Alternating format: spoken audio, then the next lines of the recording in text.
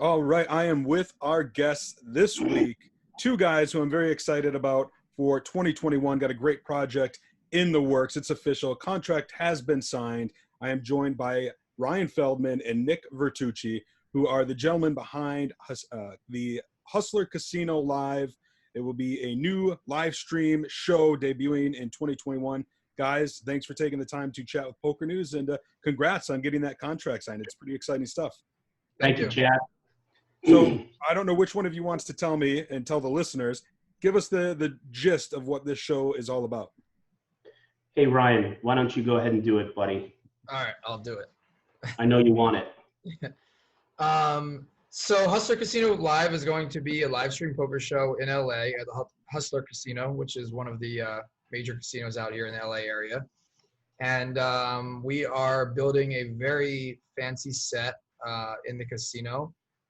We're going to be investing a lot into a high quality production. We're going to have shows 5 days a week, anything from mid stakes to high stakes, mostly just no limit. We'll have some PLO in there as well. It's going to be a really high quality production. Nick's my business partner, and we've been working on this project for a while now.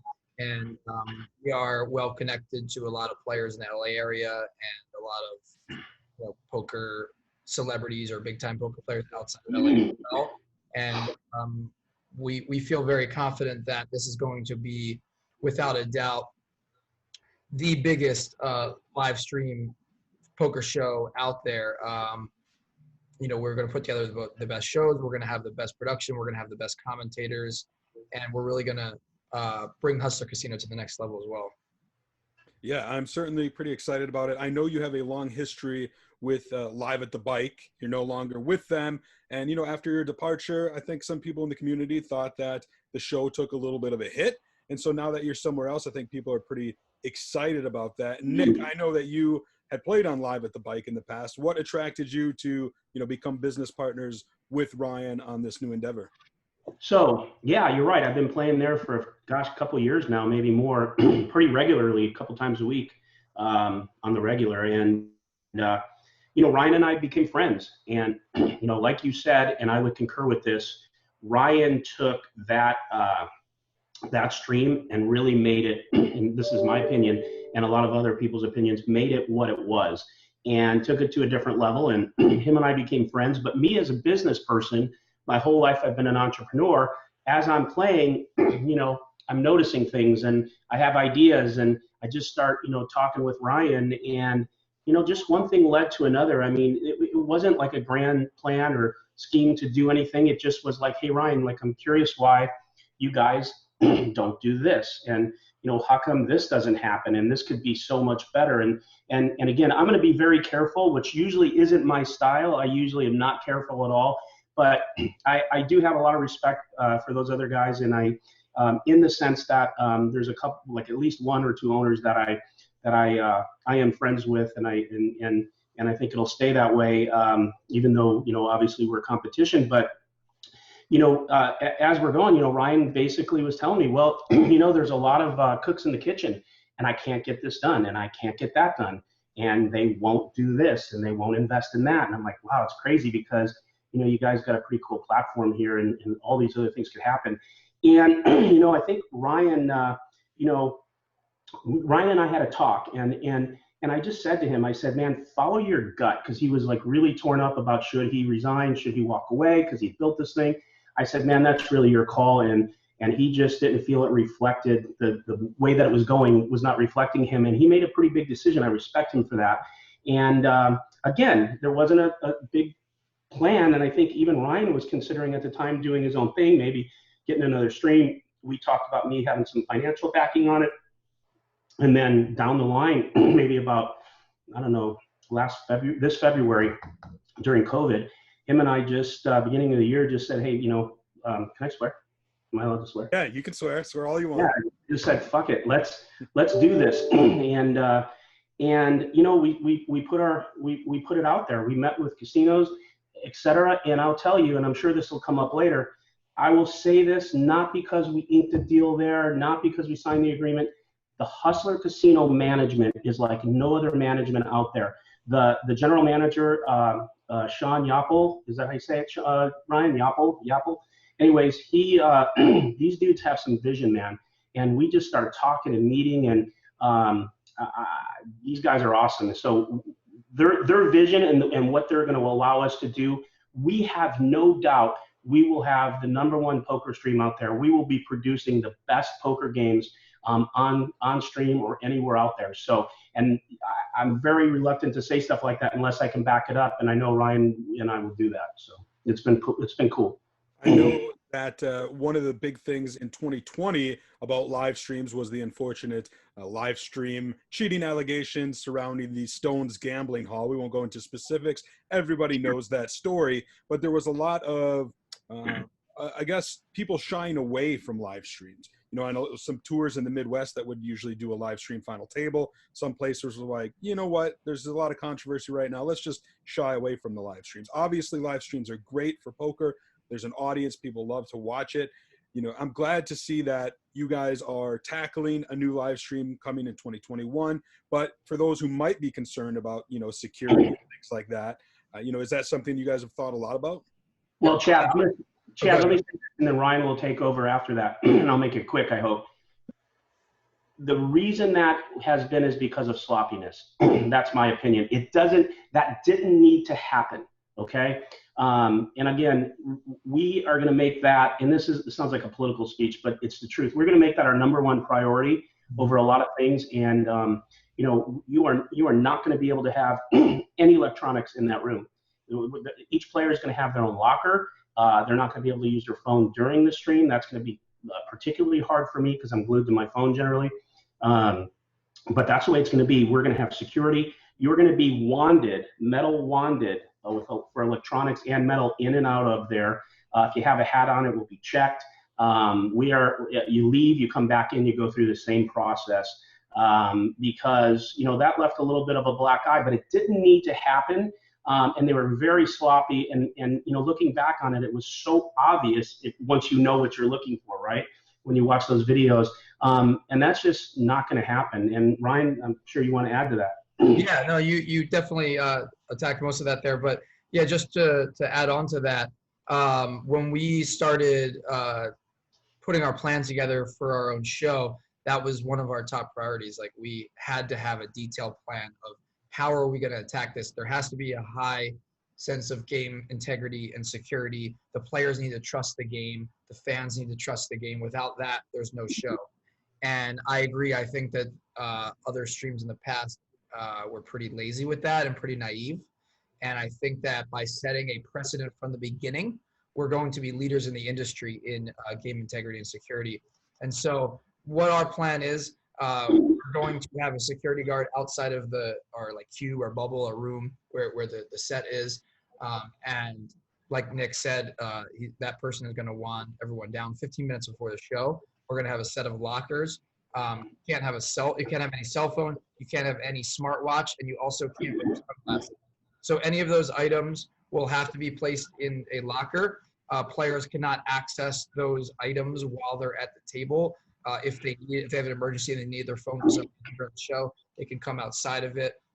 They can use their phone, and then they have to put it back in before they go back to the table. As far as the control room members, it's the same thing, except anybody that's involved in the control room or in the production at all cannot have any of those electronic items throughout the entire show. Even if for some reason, like let's say the graphics person had to leave the room to go to the bathroom, they still can't access their phone. So any production member will not have access to anything throughout the longevity of the entire show. That's one of the best ways that we feel we can make sure that everybody feels safe and that everything's taken care of. There's other levels as well, as far as computer things and IT checks and things like that we'll also be doing. But it's very serious, and we want to make sure that we are leaders of the industry when it comes to integrity. Yeah, definitely excited to hear that. I'm sure a lot of listeners are. as well. Now, one of the things that's happening in the world, of course, is the pandemic. And I know in California, they're not allowed to have their indoor casinos. It's, they can have some outdoor stuff going on. This, of course, is going to impact your guys' launch. There's no firm date set, but, what's your feeling right now? I know obviously it's a fluid situation. A lot can change in the coming weeks and months, but, is there a goal you're kind of hoping to launch by in 2021?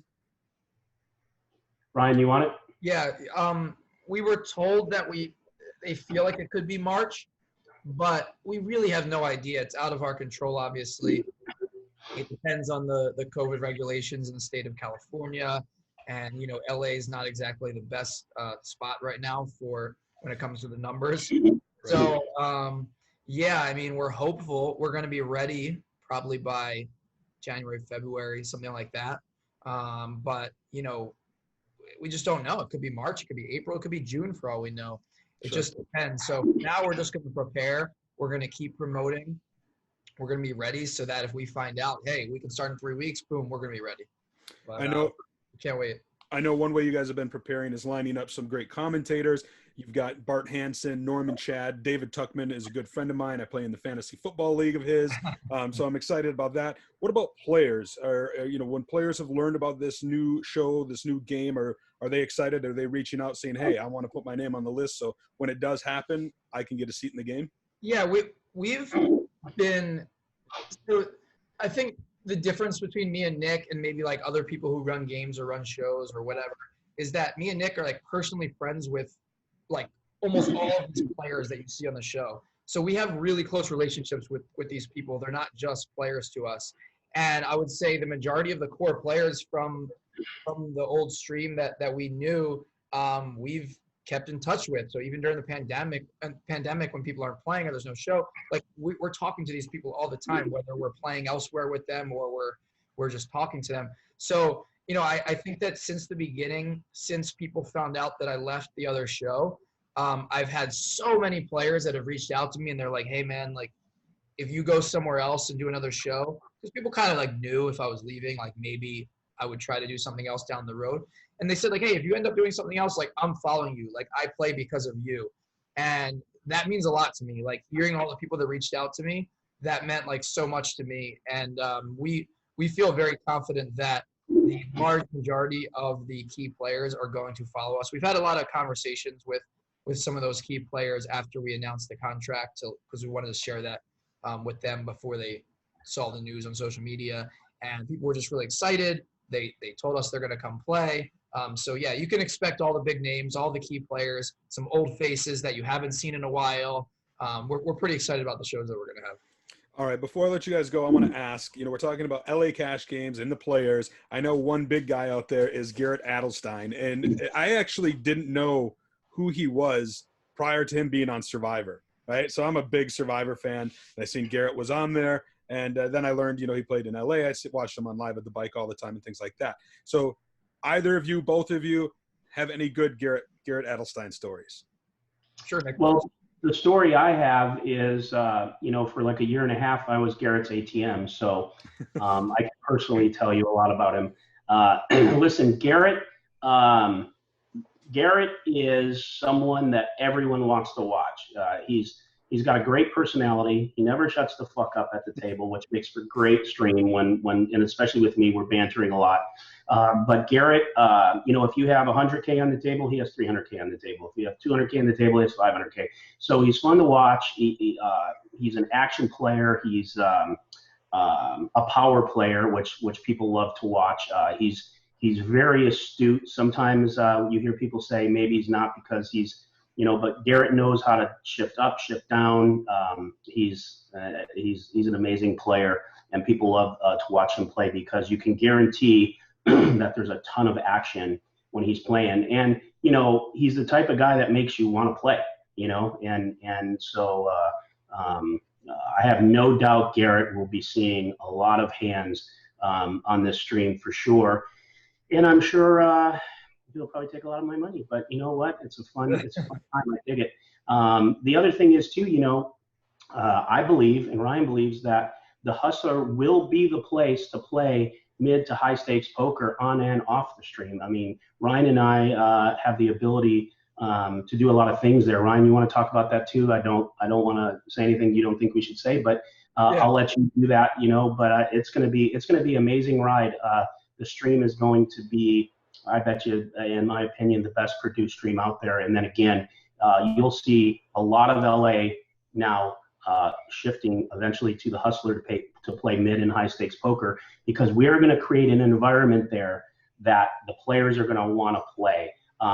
We have the ability through the management with the gentleman that I mentioned, Sean Yapple, to be able to do this, to be able to cater to the players, to understand that, it's not the casino that has what you need. It's really your base of players. It's your clientele. And I'll tell you, I've been playing for years and years and years at every casino, and you got some really great people and some really great hosts. But I will tell you, I've seen some really weird things from upper management who get, I don't know, maybe just they're out of touch. And I just will tell you, this management there is in touch. Mm-hmm. Yeah. So Hustler entrusted in us to help build up their poker room. For years, they've been more of like a lower stakes place, 5-5, maybe an occasional 5-10 game.